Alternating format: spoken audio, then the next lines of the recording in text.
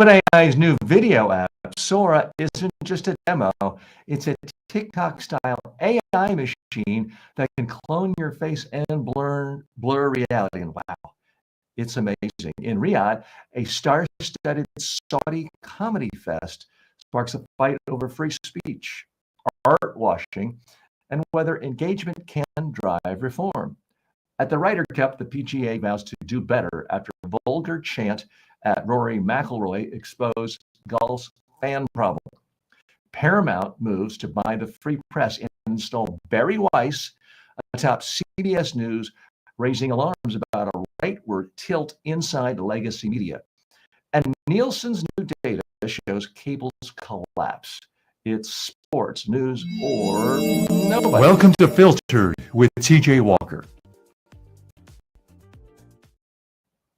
Okay, and welcome to the show today. I'm your host, TJ Walker. It is Friday, October 3rd, 2025. Let's take a look at yesterday's market activity.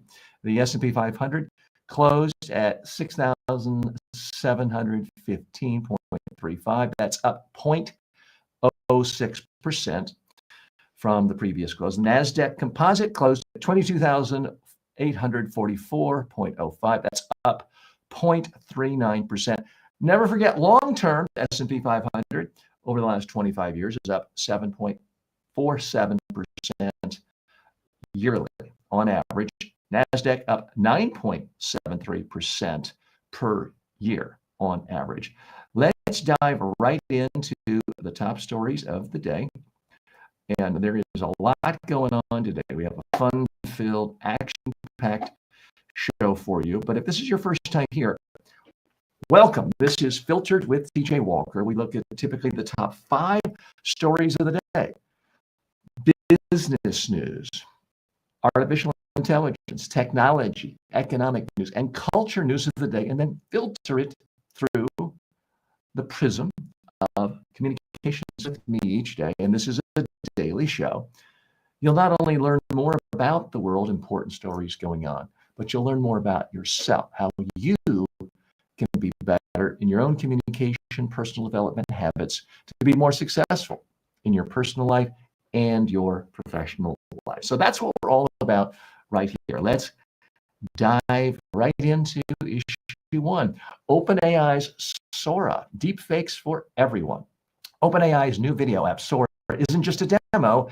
It's a TikTok-style AI machine that can clone anything, your face, and blur reality. According to the New York Times, Sora looks almost identical to TikTok, but lets users generate highly realistic, and I mean highly realistic, short videos. Tested it and were stunned by clips of themselves skydiving with pizzas or dueling Ronald McDonald. I'm going to show you that in just a moment. But critics warned Sora could supercharge deepfakes and disinformation. One cybersecurity expert said, quote, "It makes it really easy to create a believable deepfake in a way that we haven't quite seen yet." AI deepfakes now feel like mainstream entertainment, not fringe tech. The communication crisis is simple. Once everything looks real, nothing is trusted. OpenAI calls its cameos feature a way to insert faces, including Sam Altman's, into clips. Early access shows copyright abuse and viral slop videos spreading fast. Experts warn it could say it rips off likenesses without consent. OpenAI says rights holders can opt out, but enforcement is patchy. Okay, what's the real message here? Reality as we know it is becoming something no one can put their finger on. Latest from OpenAI, allowing anybody with the push of a button to create Matrix-style mini movies is going to further erode trust in what's real and what's fake everywhere in our society. Let's dive a little deeper here. I want to show this to you because it is completely fascinating. And full disclosure, I've not tried this yet. I've not tried it yet, but I've seen other people doing this, and it looks utterly fantastic. So this is one that just a reporter from the New York Times did. Said, put me in the Matrix, having a duel with Ronald McDonald and make it look real with hamburgers instead of bullets. So let's take a look at this. Not bad. Stay down, Mike. Watch me. Not bad. Okay, so this is fascinating. I mean, that's very well done. If I were a Hollywood producer, a special effects expert, I would be extremely, extremely nervous. Here's another one where they just gave a prompt. Let me and my buddy, my co-writer, look like we're skydiving with a parachute and have the parachute a giant pizza. This is insane of you. This is insane of you. Okay, so I have to tell you, that's impressive. As someone who's worked in video my whole life, and I'm not a special effects expert or graphics expert, that's insanely good. Now, we've talked about this over the last few months and as recently as a couple of days ago, but this lights a fire under. We're not that far away from a single individual. It could be a 14-year-old boy or girl in a bedroom somewhere coming up with completely new ideas for a plot for a movie, typing or dictating the script, even the script concept, and having OpenAI or one of these platforms create a movie that has special effects as good or better than The Matrix. If I were a Hollywood executive now, I would be scared. I'd be chewing my fingernails down to the bone if I were a special effects editor. If I were an actor, I would be panicking. It's time to officially hit the panic button. I'm sorry. Now, there are those who claim that, with good cause, that there is copyright violation here. Well, OpenAI just got a valuation of $500 billion. And my experience dealing with companies worth $500 billion is they do whatever they want. They figure our legal budget is so big, people can't afford to fight us. And if they do, we'll occasionally toss off crumbs. And, crumbs could be $3 billion to a company that big. It's not going to slow them down.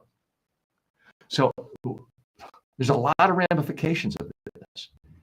If you could nuclear weapons and you see footage coming right onto your TikTok feed or your Facebook page, and it looks 100% like that leader announcing that as of 5 minutes ago, we are engaging in nuclear war with our sworn enemy, which is, and that's whatever country is the biggest enemy.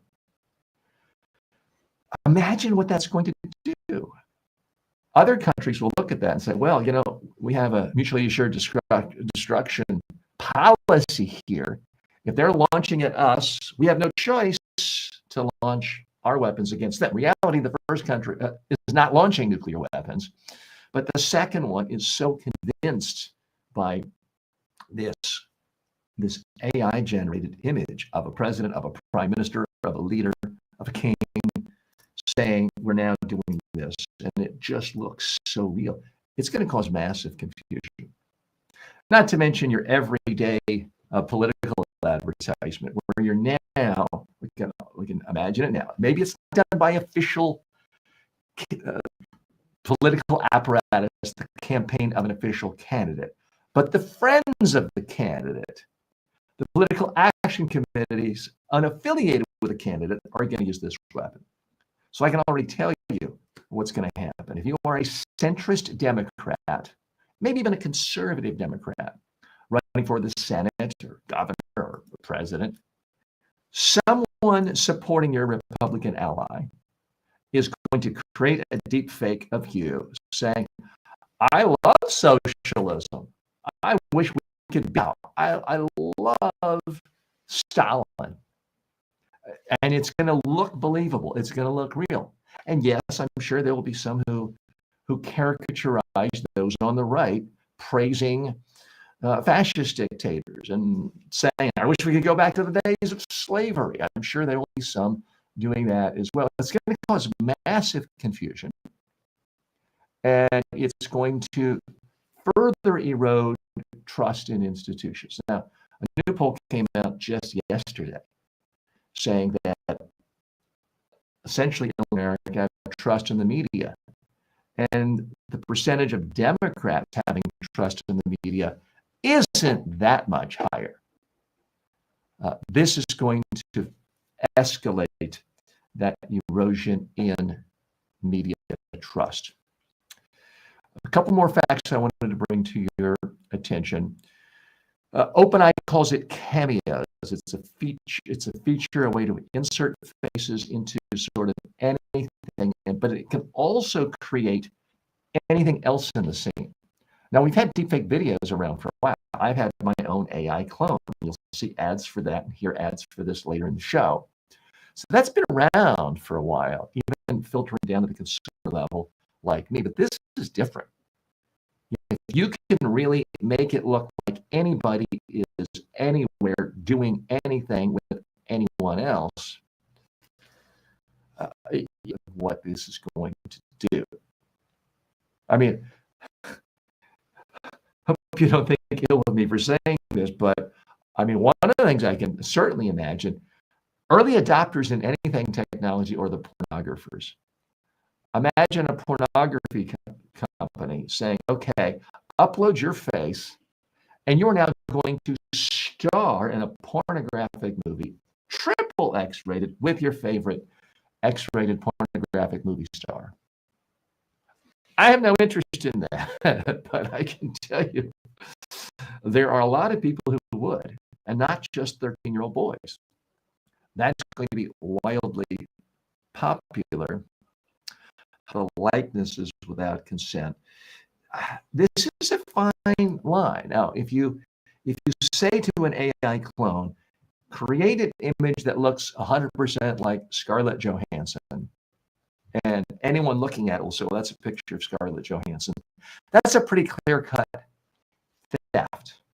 You're robbing Scarlett Johansson of her rights of publicity, which is a right in the United States, without consent. Clearly wrong. But what happens if you tell an AI that I want an image of a woman that looks a little bit like Scarlett Johansson, a little bit like Angelina Jolie, a little bit like a 20-year-old Julia Roberts, and 5 others. And it creates this thing of stunning beauty, but you can't really say, well, that's exactly Scarlett Johansson. How do you do that? Because arguably, you could say that any comedy routine is a combination of other things in the ether. Every great novel does incorporate the flotsam and jetsam of society and pop culture at the moment. Shakespeare did it. There's no such thing as a 100% original creation. Certainly some ideas are more original than others, but they're all blends of other ideas out there. And the one thing we know about AI is it's more powerful, that it can take information from more sources and blend it faster. So if people in traditional Hollywood agencies and traditional writers and literary organizations and publishers think it's going to be as easy as just suing these AI companies and getting a big payout, I think they're in for a surprise, because it's not that simple. It's not that clear. There's a lot more to come today. We have a lot of issues today. And believe it or not, we're not even going to talk about in our top main 5 stories. We're not even going to talk about anything overtly political or orange. Filtered is brought to you drift. by the following. Want to advertise here? You better be legit. No crypto, no junk food, no supplements. Go to tjwalker.com/advertise. Want to become a better speaker, leader, or communicator? Start with the TJ Walker Success Library. It's 5 covering everything from public speaking to media interviews and persuasive messaging, all for only $9.95. I've trained presidents and Fortune 500 CEOs, and now you can get the same wisdom in a fast, affordable format. Go to tjwalker.com/books and download your copies instantly. Thanks for listening. If you like today's episode, courses at mediatrainingworldwide.com. Check them out now and level up your skills. Welcome back. Saudi Comedy Festival sparks global debate. According to the New York Times, the Riyadh Comedy Festival drew more than 50 top American and Western comedians, including Dave Chappelle and Kevin Hart, into a country still known for silencing dissent. Sometimes the silencing comes this way, if you catch my drift. Chappelle told a crowd of 6,000, "It's easier to talk here than it is in America," as he mocked U.S. cancel culture and Jimmy Kimmel's temporary suspension back home. Well, that may have been a stretch, but for Saudis, the event symbolized reforms, gender-mixed crowds, music blasting, and a loosened grip by the once-feared religious police. But critics call it artwashing, distracting from arrest of activists and the killing of Jamal Khashoggi. Okay, what's the real message here? All these holier-than-thou types condemning comedians for they're crazy. We want Saudi Arabia to be open. We want them to hire gay people as they did here. We want them putting women up on a stage, letting them speak, not back in the closet with a veil on. This is exactly what we want. We're trying to change behavior in Saudi Arabia so they don't take the hacksaw and chop up people. Here's the thing. If you're laughing at people, with people, you're too busy to kill them. That's progress. Let's go a little bit deeper here. I'm all in favor of people who sincerely believe, as I do, that Saudi Arabia is a repressive place that commits atrocities. And the fact that their dear leader is widely believed, and there's a lot of evidence, that he commissioned the killing of journalist Jamal Khashoggi, had him hacked to death in an embassy. It was clear-cut murder. It was wrong, and we should never forget that. And if any of these comedians go on stage and say, well, this never happened and it's just PR spin, then they deserve to be condemned, but that's not what they're doing. Let's look at the argument. So the main argument is these comedians are awful for taking $300,000, $500,000, $1 million for doing a stand-up comedy act in Saudi Arabia, because somehow that is whitewashing the human rights atrocities committed by the leadership there. Well, how is it doing that? What am I doing now? What is everyone in the media doing? They're talking again about how this regime kills journalists. It's not whitewash committed there. So again, I'm sympathetic to people who say Saudi Arabia does horrible things and we should be condemning them. But I'm not sympathetic to this holier-than-thou attitude of, therefore, a comedian who takes the money and goes over there and performs is doing something immoral. No, I think quite the contrary. Let's break this down.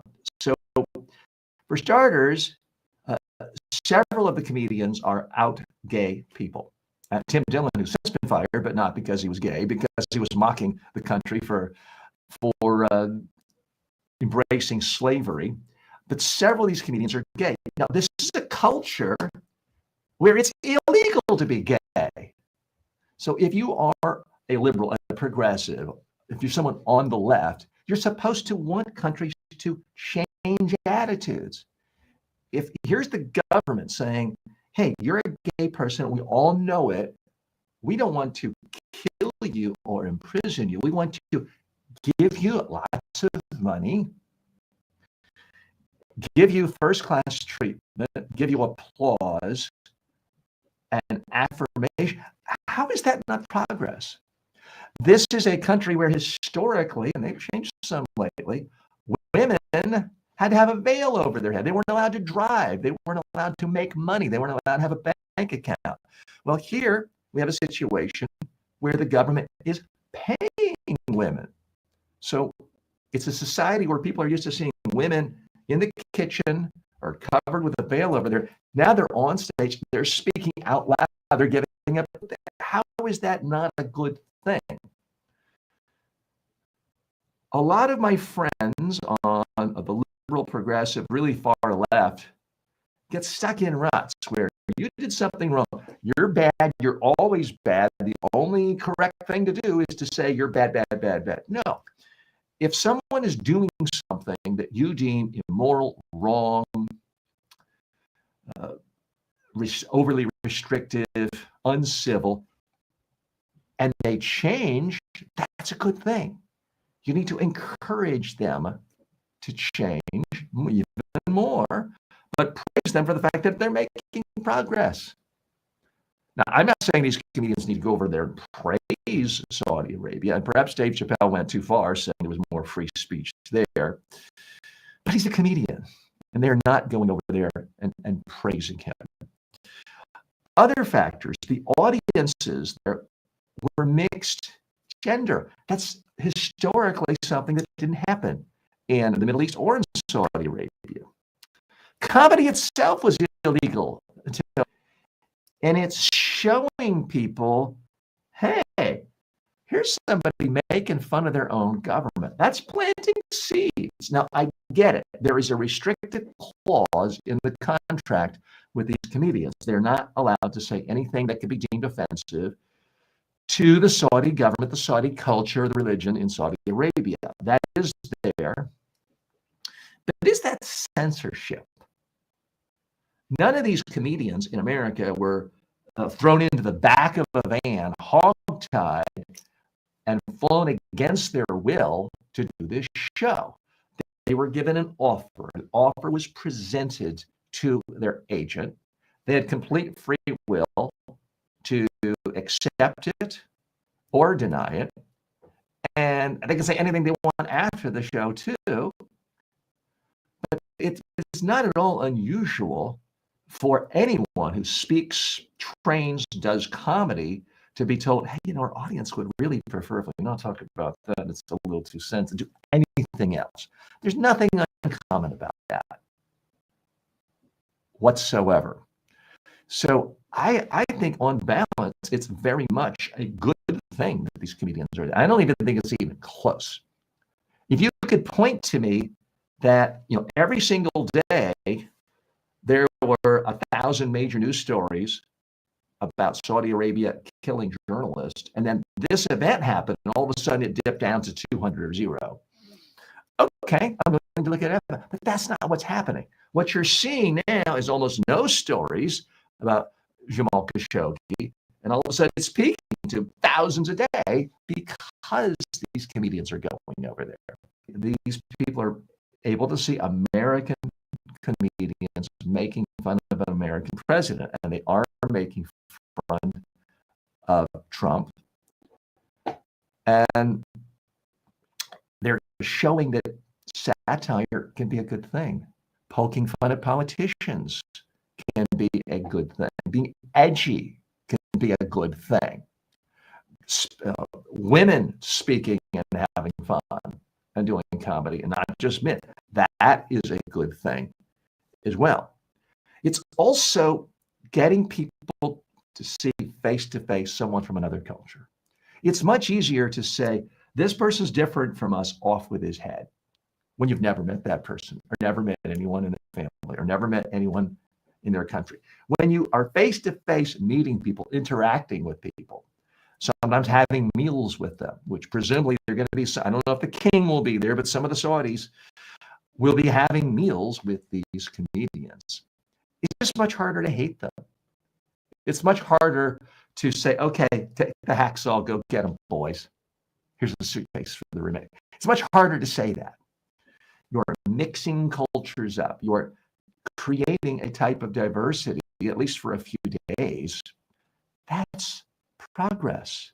It's opening this society more. It's putting a spotlight by the whole world looking at this society. So I got to tell you, to me, this is not even a close call. If comedians are invited to go to this country and they're just told, can't talk about this. First of all, how many of these comedians have inspired their whole acts on making fun of Saudi Arabia? None that I can tell. How many of these comedians have, say, more than 10 minutes of material out of their entire act that specifically mocks the Islamic religion? None that I can. I'm sure they've made cracks before, but it's this tiny, tiny, tiny part. One of the biggest reasons America has so much influence around the world, traditionally has until the last 9 months or so, is that our culture permeates the culture of the rest of the world. Our movies, our TV shows, our news programs have done so much to change attitudes, to frankly make the rest of the world want to be more like America, to want to be entrepreneurial we are, to have economic prosperity the way we do. That's why you have millions of Indians and Chinese trying to come to the United States every day and move here, and you don't see millions of Americans wanting to move to those countries. It is because of our cultural exports. They see our big American movies and TV shows, and even things that have a British setting, like James Bond, huge American influence on that. They see that influences culture.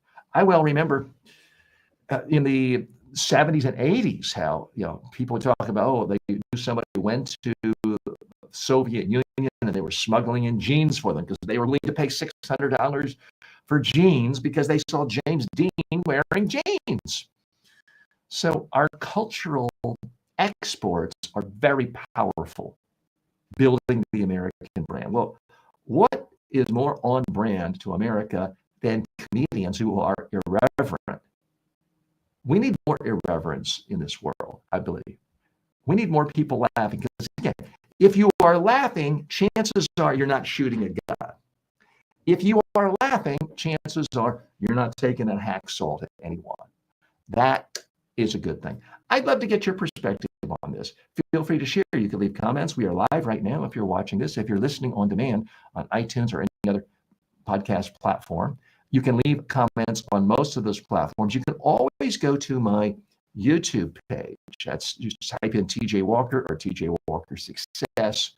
You can also type in the name of the show, Filtered with TJ Walker. It will take you to my YouTube page.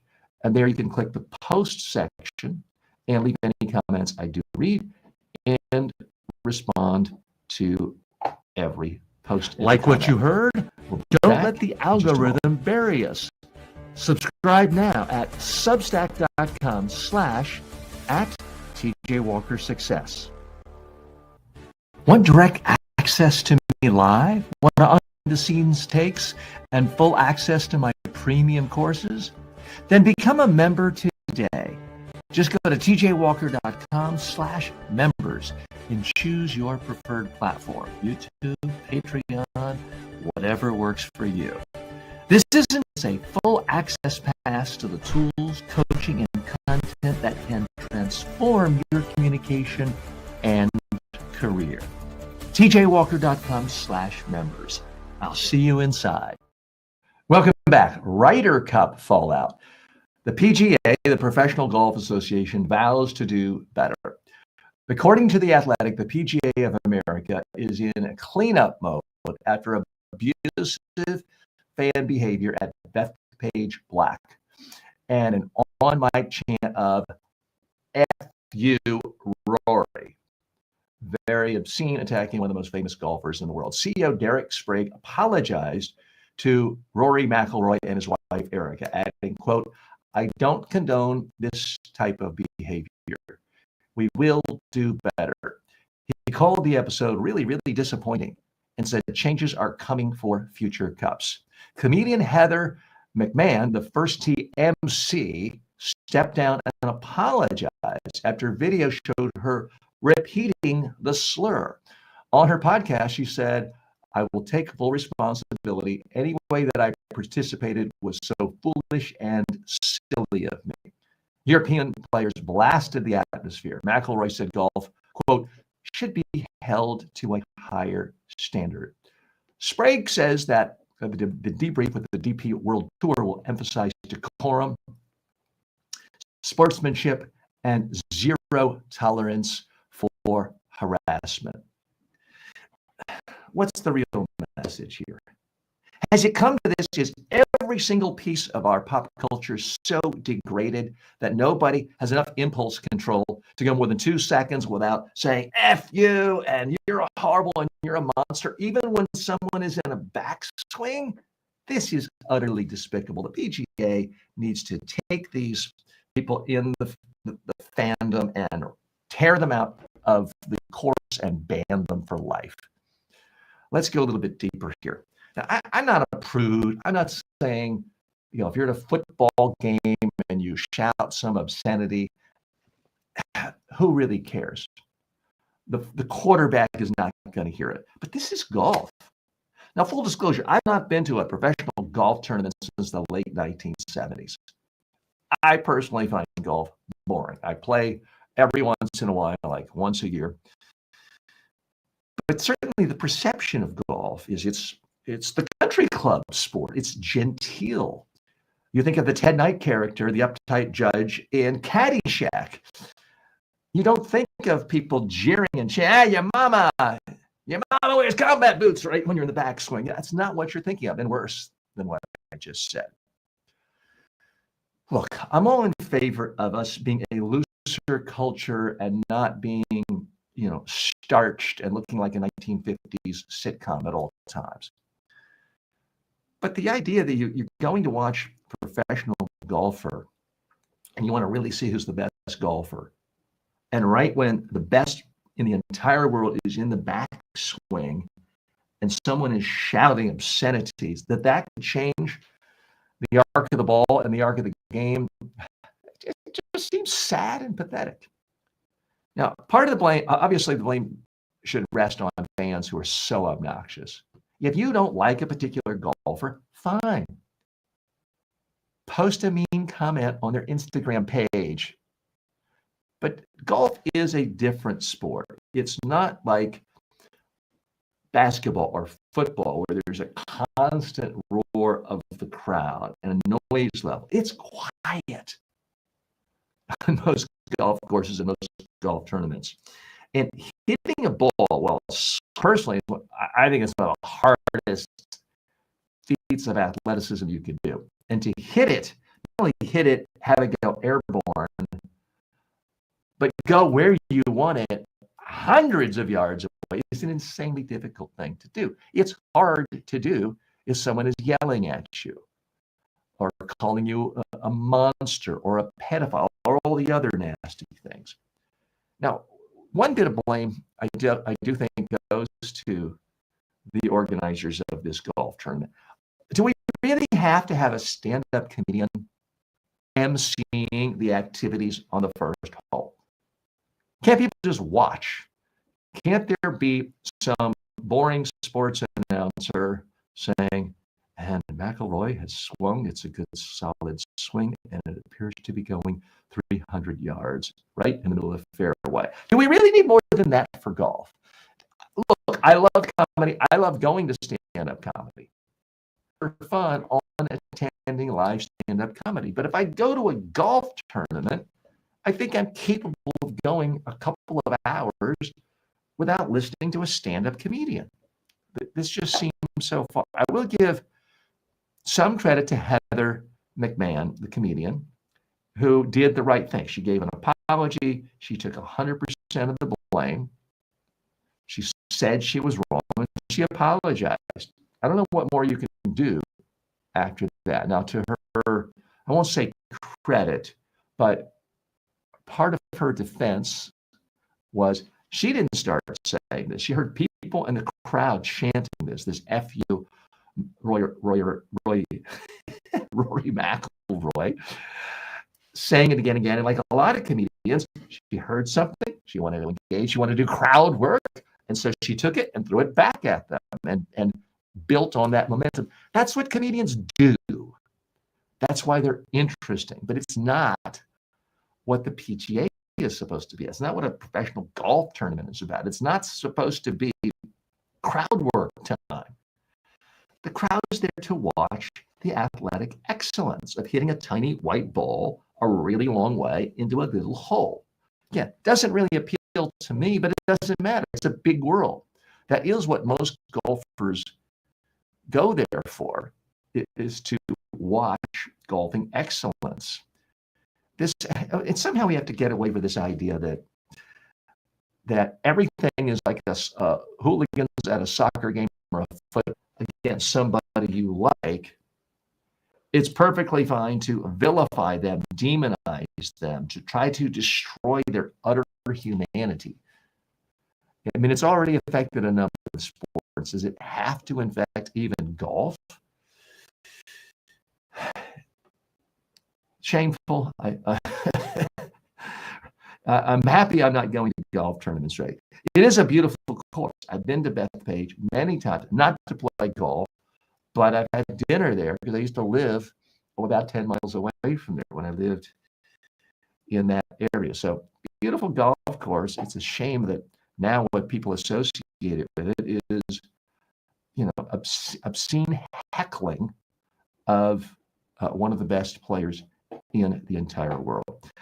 I'm TJ Walker. This is Filtered. This is the show where we look at the top news stories of the day and filter it through the lens of communication skills and personal development skills, all with the goal of helping you be more successful in your professional life as well as personal life. We'll be More right back in after this just a moment. break. Want to advertise here? You better be legit. No crypto, no junk food, no supplements. Go to tjwalker.com/advertise. Most people can't afford good. Good luck finding one who's available when you need them. That's why I created the TJ Walker AI clone. It's built on my 40 plus years of real world coaching and training. You get my exact advice, style, and frameworks instantly. A tough question, get feedback on your elevator pitch, rehearse your next big talk.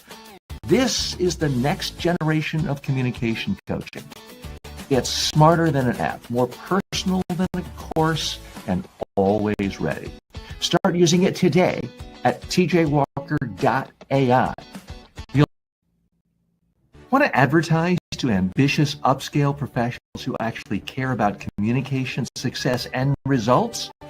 Go to tjwalker.com/advertise. And no, we don't take ads for crypto, supplements, or junk food. Welcome back to Filtered. Issue 4. Paramount bets on Bari Weiss. According to the New York Times, Paramount is set to buy the Free Press for about $150 million and named co-founder Bari Weiss editor-in-chief of CBS News. Weiss built her reputation by attacking what she calls woke excesses in legacy outlets, often targeting liberals more than right. Often, that's an understatement, like 99% of the time. Critics warn this could import partisanship framing into CBS News. Balance means balance, it's capture. Right-wing wokeism is still wokeism, just in service of power, not justice. Weiss is slated to run CBS News despite limited, that's being charitable, no TV news management experience. The Free Press regularly spotlights excesses of the woke left and media bias. Paramount's legal settlement with Trump, followed by this hire, raises alarm stream media. Supporters say Weiss will challenge groupthink, while critics see it as a dangerous rightward tilt. Okay, what's the real message here? Paramount hiring Bari Weiss to be editor-in-chief is no different than Putin putting his henchmen into former Soviet media properties 30 years ago. It's no different than Victor to run the media in Hungary. This is the beginning of an authoritarian takeover where there's only one kind of news. Here's what's evil about what the left did today. Okay, let's dig a little bit deeper here. This is troubling at many, many levels. First of all, has been pointed out by conservatives like Tim Dillon, the idea that the free press is worth $150 million is absolute insanity. And the comedian Tim Dillon was laughing at it. You know, they got 7,000 views on their YouTube videos, and this is worth $150 million.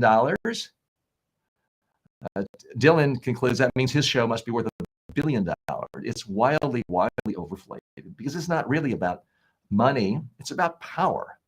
It's a signal that the owners of Paramount, who are big, big, big fans of Donald Trump and his administration, and like his regulators giving them whatever they want and letting them do whatever they want, it's a signal, hey, Trump administration, we're going to make you look good.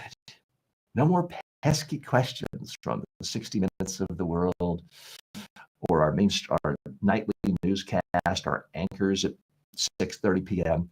It's going to be patty cake time. Tough questions will still be asked, but only by or towards Democrats, liberals, progressives, the hard left. That's where the questions will be.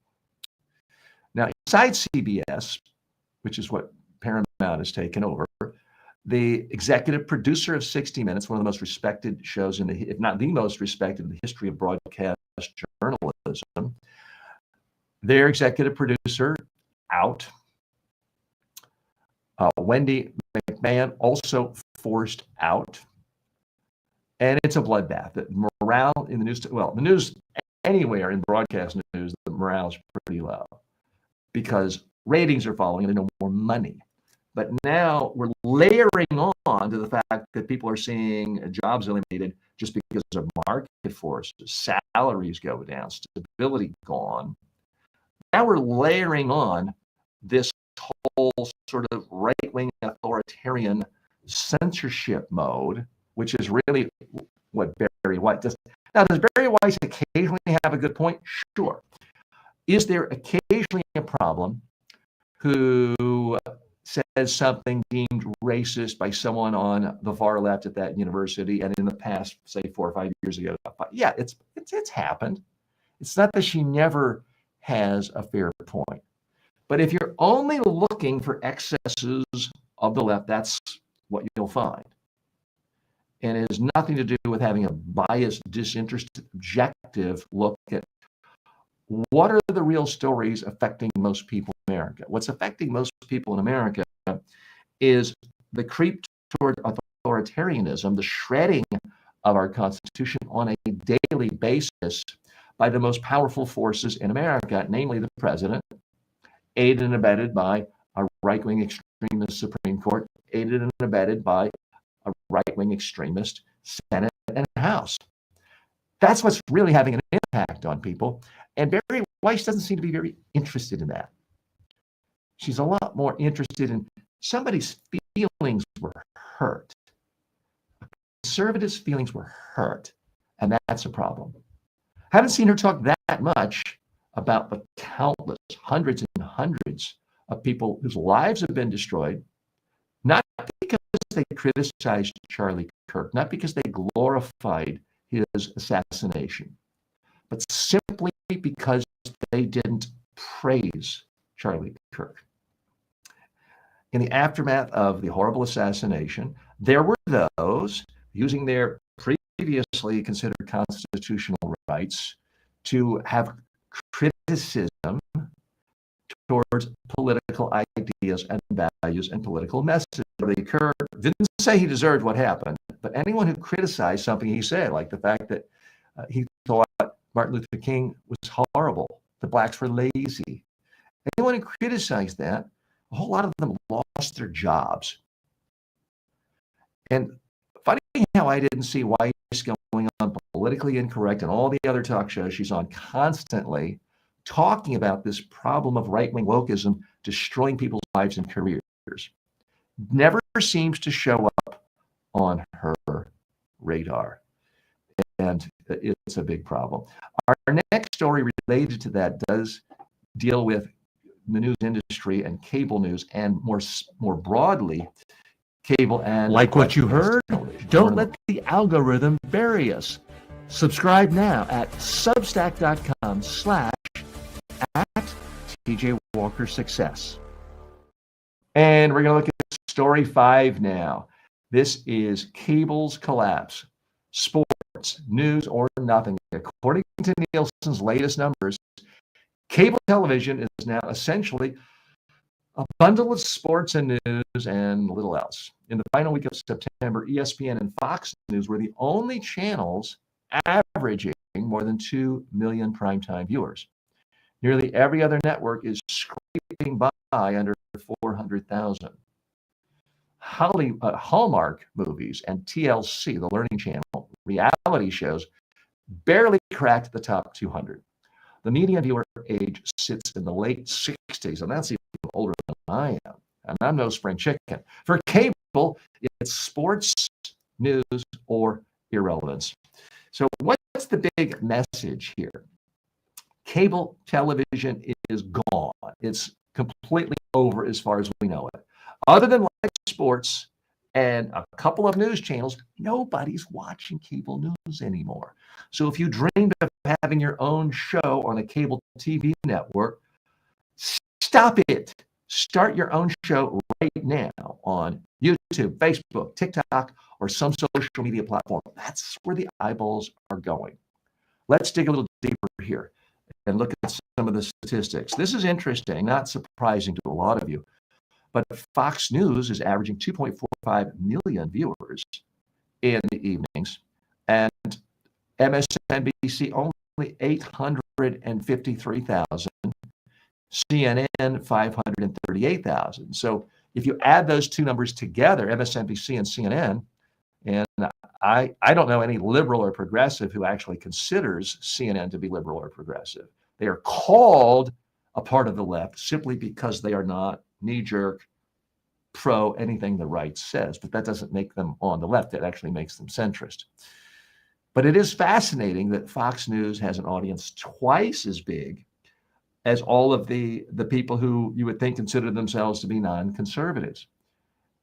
And if you actually look at polling data, more Americans actually use the label of liberal for themselves than do conservative. Sports, not surprisingly, does well. ESPN averages 2.7 million viewers in the evening. For general entertainment, HGTV, only 492,000 viewers. But here's the kicker. Only 49,000 are under the age of 50. Now, there are online streaming platforms that do that well. The Food Network only has 383,000. You know, in some ways, this is not surprising at all to me. I can't remember how many years it's been that I even had cable TV in my house. I'm sure there's some way on my smart TVs I can find it, but I can't tell you the last time I saw the Food Network. It's been at least 5 years. So from these cable TV networks perspective, I'm part of the problem. TLC, only a measly 367,000 viewers. Only one general entertainment network topped 400,000 viewers. There are 9 cable networks that average between 300,000 and 400,000 views. 89 networks average less than 150,000 viewers in prime time. And that includes MTV. And I'm old enough to remember when they launched, and they were a big, big deal. CNN didn't even show up in the top 150. They were 189 on the list. Now, when it comes to broadcast television, obviously a lot of bad news there, as so many people have pointed out. Jimmy Kimmel's ratings have gone down, down, down, down, down every year for 22 years. That's a part of a secular stagnation in the whole broadcast arena. The other problem is the age. Cable news audiences are in their upper 60s. And the problem with people that old, No one likes to say bad things about old people, and I can say that now that I'm an old person, but there is a problem with old people. They don't buy much stuff other than pharmaceuticals. They don't really buy much stuff. So if you're a TV network, whether you're MSNBC or Fox News Channel, and your average age is 189, it's very hard to sell to advertisers. So as a business model, it doesn't really work well. What you want are those people like 21 to 45, 50. That's a prime demo where you can sell a lot of stuff. And these cable networks and these broadcast networks are not getting it. Now, interestingly, also with broadcast TV networks, Telemundo is the only one that has an average of more than 1 million viewers at night. Univision, 976,000. Ion, 597,000. The CW, I remember them vaguely, 489,000. Okay, so what does this mean to you and me? There was a time when if you were a young, ambitious person and you wanted to be a senator or president, or you wanted to be the CEO of a big company, you were always out hustling. You were looking for visibility. You were looking for attention. The way to do that was to pitch yourself to be a guest on various shows, on broadcast TV, on cable TV. Certainly, I spent a lot of my time doing it. I can tell you 30 years ago, there were days when I was on Fox News Channel, CNN, and MSNBC in the same day, opining on the communication skills of Washington politicians and a certain impeachment and the messages associated with that. And I would spend all my time sending out faxes, yes, faxes, to bookers at these TV networks. And there were times when, limos would come pick me up and it would feel nice. I remember the time a stretch limousine as big as a city block came to pick me up to go on the Montel Williams show in 1995. You remember Montel Williams? I didn't think so. That's how quickly people forget things that are on broadcast TV. Those days are gone. It makes no sense to do that because you have the power to be your own media company. Hit go live on TikTok, as I've done today. Hit live on YouTube, Facebook, Instagram, X, Rumble, I believe we're on today. Become your own media company for several reasons. A, you don't have to deal with these gatekeepers anymore and appease them and please them and beg. I had to do that. It was not fun. B, you're any good at it and you work at it a while, you can get a bigger audience for yourself than going on these other shows. Because the audiences for broadcast TV shows and cable shows are going down, down, down, down, down.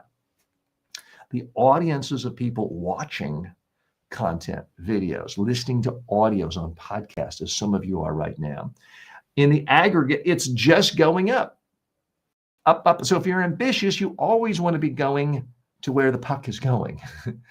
The puck is going towards podcasts, social media videos, content that individuals are creating. These big, bloated, 200-person on the staff to do an hour show of The Tonight Show and these late night shows, they're going, they can be gone before you even see this video or hear this podcast today. They are dinosaurs. So my real advice to you is really, this is an incredible time in history because it's really the first time in human history where you and I have been given the keys to the media kingdom. The old guard, they're busy jumping out of windows. They're suicidal. They look at these numbers every day and they think, oh my God, I'm going to be fired. I'm going to lose my house. I'm going to have to give back the lease on my car. That's what's going on in the minds of media executives in New York City every day, I assure you. And you and I have the power to take it back because we can get those eyeballs that previously went to the CW and that previously went to the Learning Channel. I haven't looked at the Learning Channel in years. And confession, transparency, I have trained not one, but two dietitians who've gone on to be the host of Honey, We're Killing the Kids, a very popular show on the Learning Channel, but that was what, like 20 years ago almost. I don't remember the last time I heard anyone talk about the Learning Channel. I do know people talk about what they see on YouTube and what podcasts they listen to. So please, I beg of you, if you are a small business person, if you are a young person trying to figure out your career, spend some time creating something of value, some idea, some expertise, or even some entertainment of value every day and share it with the world. It's not going to cost you much. And the potential, let me stress the potential, it's not a guaranteed get rich quick. The potential of you benefiting is extraordinarily high, regardless of who you are, regardless of where you are in your career. The more people who know about you, know about your ideas, and the less you keep it inside your own head, the better off you will be. So please share with me. I hope if I do nothing and never make millions of advertising on this show, if I help just a few people get motivated to start their own YouTube channel, their own TikTok channel, and go from passively watching me, and I appreciate you watching or listening to me, but the faster you can go from passively consuming content, whether it's CBS or Joe Rogan, and that you actively creating your own content, the better off you'll be. The more career prospects you'll have, the more likely you are to make some extra money as well. That's it for our main portion of the show. What I'm going to do now is go to our grab bag section. That's something we do typically at the end of every show. These are topics that I felt were not essential for us to dissect, but still interesting where I have something to add. Now, you may have noticed, yes, I touched a little bit on politics today, but this is not a political show. I am not auditioning for a host position at Fox News Channel or MSNBC or ION or any of the or Breitbart or any of the numerous political cable networks. I'm not auditioning. That's not what this show is about. This show is about looking at top business stories, technology stories, culture stories of the day, analyzing it through the prism of communication skills and personal development skills. I am a sane, sensible centrist. I will sometimes say something that might hurt your feelings if you are on the far left or on the far right. Too bad. If you are incredibly lazy and unintelligent, what you will do is instantly say, well, TJ, you're not credible because you are a part of the far, whatever is the opposite of you. I'm asking, don't be lazy. State your reasoning. I don't mind criticism, but I want there to be something there. And what I have noticed is too often when people leave comments on YouTube, TikTok, Facebook, other places, it's just, you're stupid, wrong, loser, extremist. Maybe, but give some facts, give an argument. If our democracy is to survive, there has to be discussion based on facts among the citizens. Otherwise, it's just everyone left to spewing hate and nonsense and chaos. Okay, let's hop into the grab bag section of the course.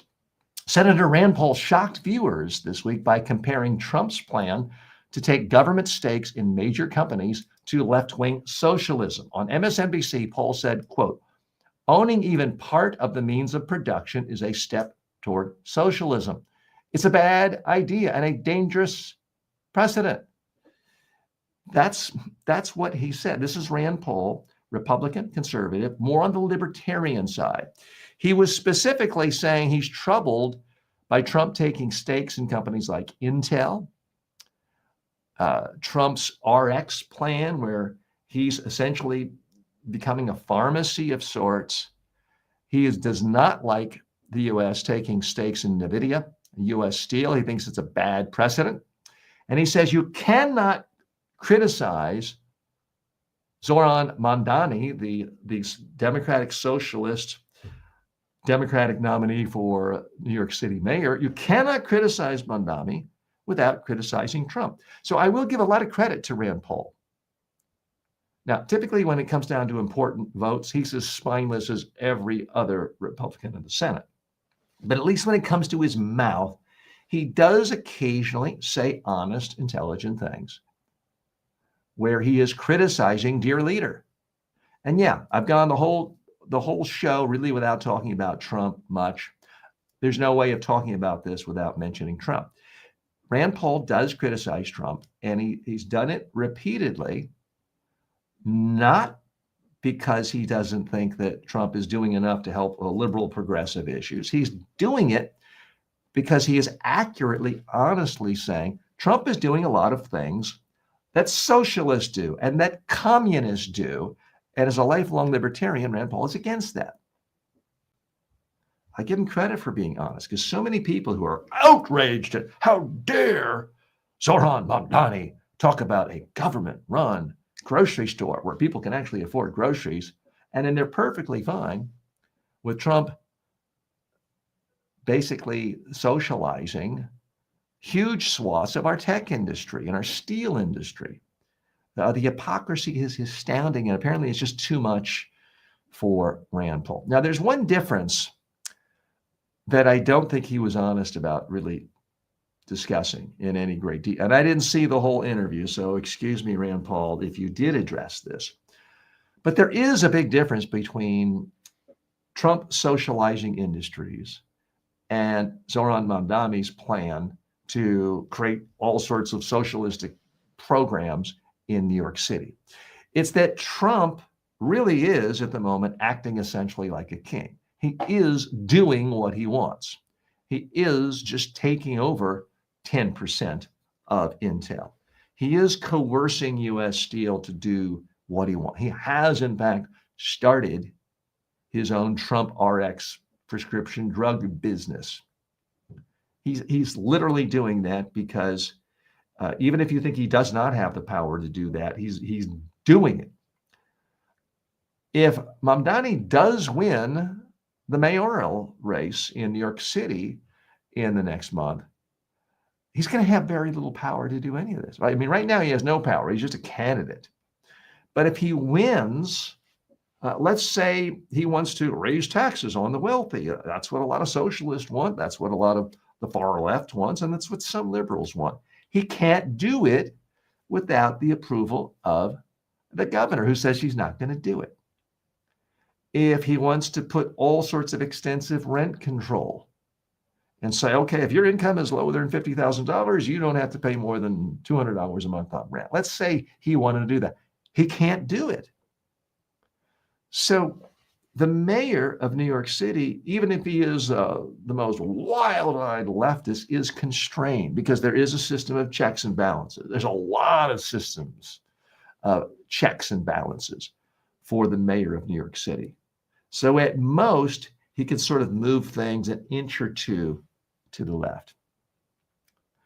But Trump can socialize any industry. I mean, who knows? Maybe he takes over every airline. Maybe he says every airline in America, you're now Trump airline, and you've got to have the Trump logo on it. Who's to stop him at this point? Is the U.S. Senate going to stop him? No. Is the Supreme Court going to do it? No. They're going to say, well, you said it's a national emergency, so whatever you want, Donald, do what you want. Are the Democrats going to stop it? Well, they'd like to, but they have no power. So if you're worried about socialism, scratch just a tiny little inch beyond the labels, because it is true. Zoran Mamdani actually self-identifies as a democratic socialist. So that word is there. It's with him. Can't take that back. But if you look at who's actually imposing socialistic policies in America, industry after industry, doing all the things that communists love and socialists love, and that supposed lovers of liberty and the free market despise, that's being done today, right now, by Donald Trump. And nary a peep from all these people, senators, members of the House who've made it their life's mission to call out and denounce socialism. It turns out that's not their life's mission. Their mission is partisanship. How can we smear and slime any Democrat anytime and raise as much cash from our contributors and stay out of trouble? And in the last 10 years, the biggest goal is how can I stay under the radar and not have Trump write nasty things about me on Twitter that gets me primary opposition. That's their goal. Okay, moving on, there's more political news. NBC News reported furloughed education department staff discovered their out-of-state messages altered, out of office messages altered without consent.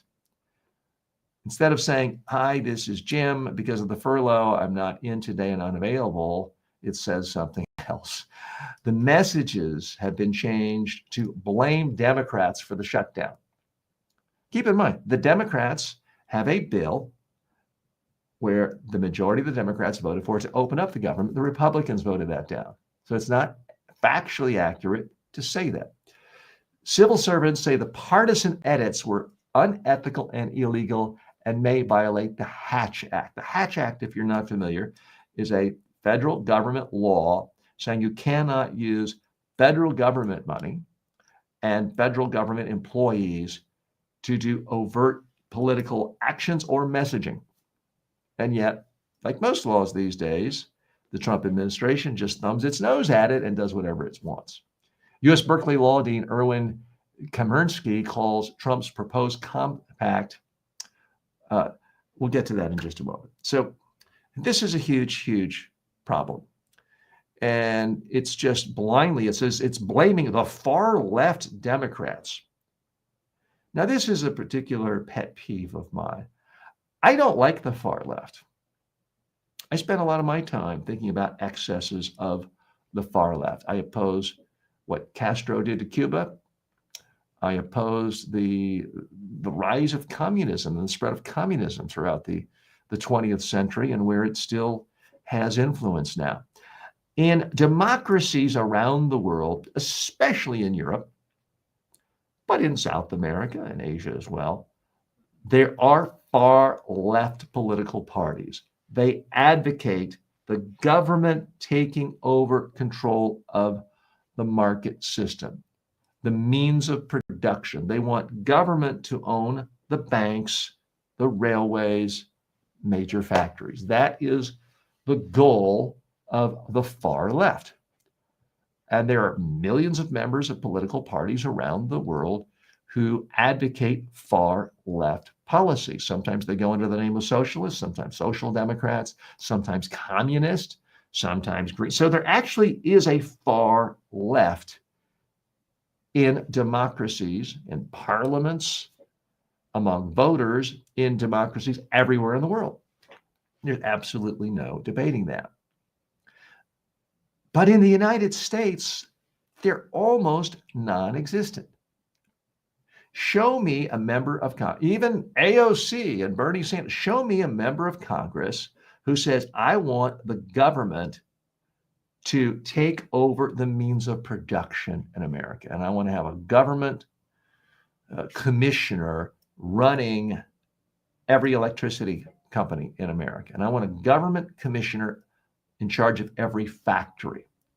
And we want to take back the ownership, the stock ownership that wealthy people in this country have, and just have it controlled by the government and then disperse it to the bottom 50% in terms of wealth. Because guess what? There's not a single member of the Congress who advocates that. If you know anything about politics and you ever look beyond Fox News and American news coverage, you will quickly come to the conclusion that when you look at the spectrum of ideas across the world in democracies, the Democratic Party in the United States is typically considered by everyone else in the world to be a centrist party. And some of you are going to put your finger in your, I can't believe you said that. To many people in the world, the US Democratic Party, doesn't matter if you're talking about Biden, Obama, Kamala, are considered center-right That's right. They're actually considered to the right of center when it comes to the spectrum of political ideas in democracies.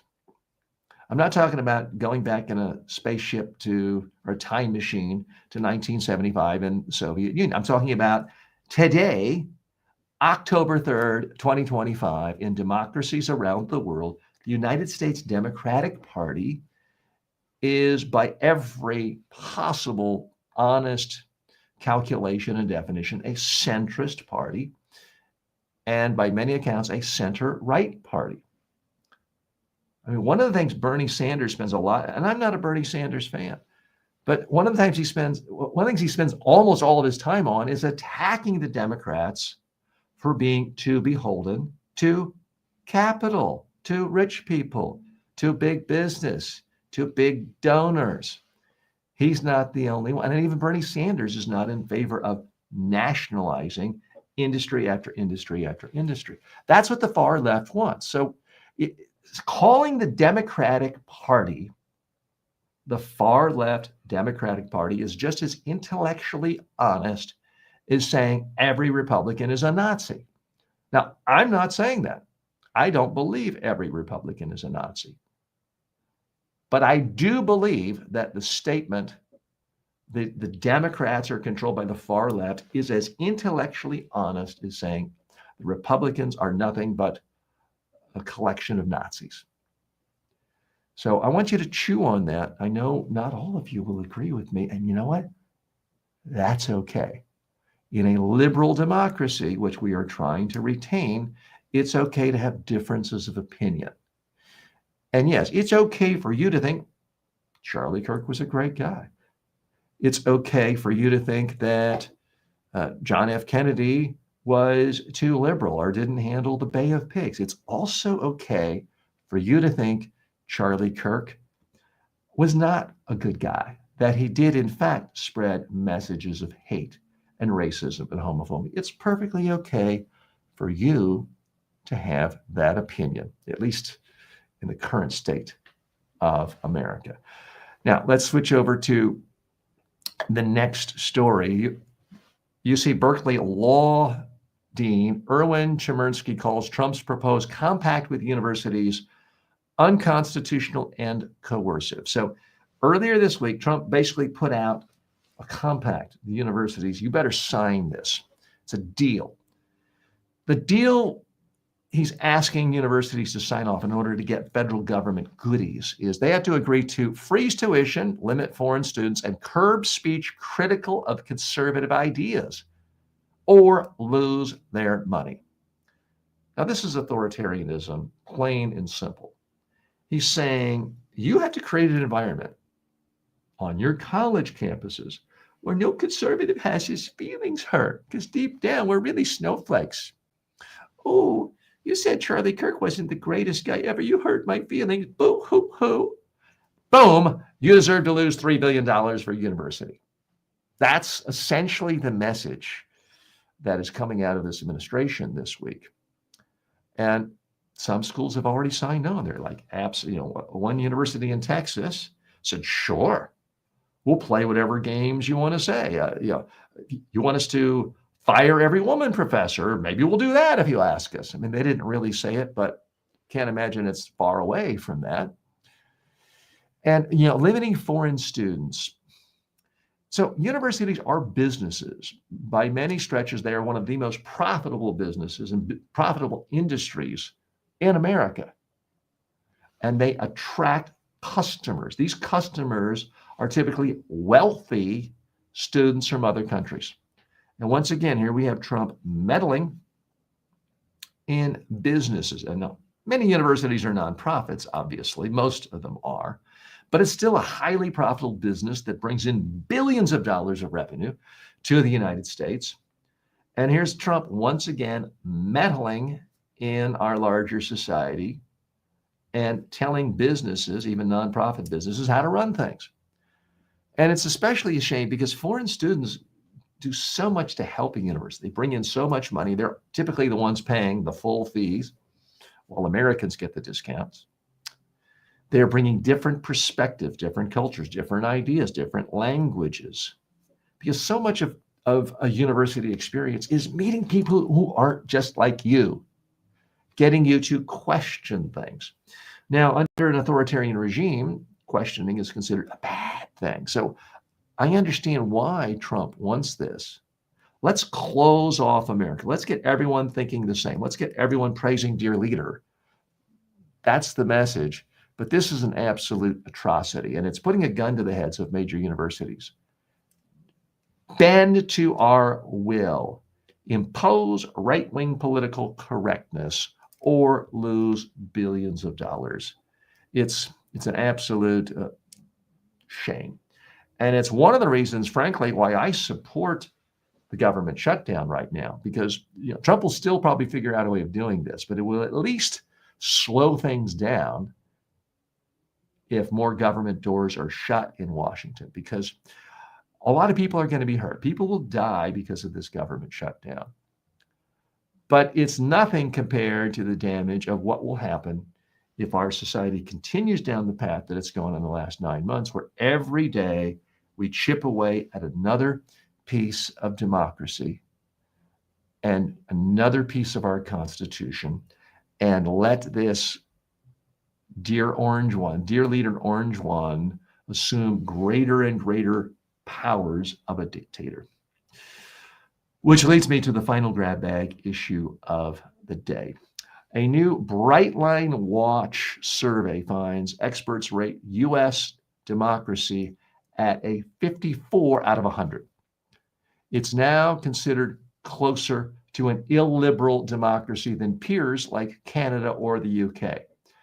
The partisan gap in how Americans rate democracy is the widest since records began.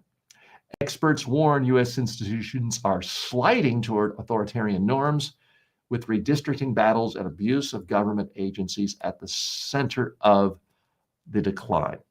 So, major political experts from around the world who are surveyed let me be clear, they're not saying we're an autocracy. They're not saying we're no longer a democracy. We're in this kind of danger zone where we are slipping into autocracy.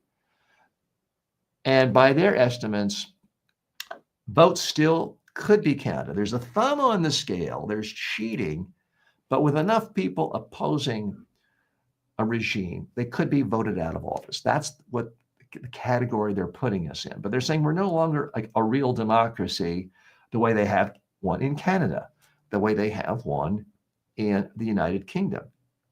And a part of it is these redistricting efforts in Texas and the abuse of so many governmental powers. Trump is testing limits, and just the sheer fact that he's constantly talking about running again in 2028 is showing complete and utter contempt for democracy, the whole third term thing. And you could say, well, he's just having fun, he's mocking, and he's just trying to agitate liberals and Democrats. Maybe, but he has a tendency of sort of starting that path, something sticks, and like, well, why not? I'll give it a try. By all accounts, he never really believed Barack Obama wasn't born in America, but he threw it out as a talking point line. It got some laughs, it got some applause. This was, more than 10 years ago. And he thought, well, what do I care about facts? It's getting applause. People like it. I'll say it again. And he said it again, and then again, and then again. And that's in part what fueled his ascent in the Republican Party, just him latching on to something he knew to be complete demagoguery, but it felt good. And that's what modern conservatism has morphed into. It's no longer about rules, precedent, authority, tradition. It's about do whatever feels good. As long as it makes someone we don't like feel bad, then it's a good thing. You know what else is a good thing? You spending time with me here today. I appreciate your time, your attention. Your attention is valuable. It's really the most valuable thing you have. So if you're watching this, thank you. If you're listening to this on any podcast platform, thank you. Please take a moment, if you got any value out of it, to subscribe or follow me on any podcast platform, whether it's iTunes, Apple Podcasts, Spotify, YouTube Music, or any other platform, Amazon Music. We're on all of them. Make sure to have your settings go to the automatic download so you don't miss anything. Please leave a review. And if you're on TikTok or YouTube or any other video platform, please leave comments. Please sign up for notifications and please subscribe. Thanks so much. Tomorrow's Saturday, the weekend, but I have so much fun with you here. I'll be here with you tomorrow as I am every day. See you then.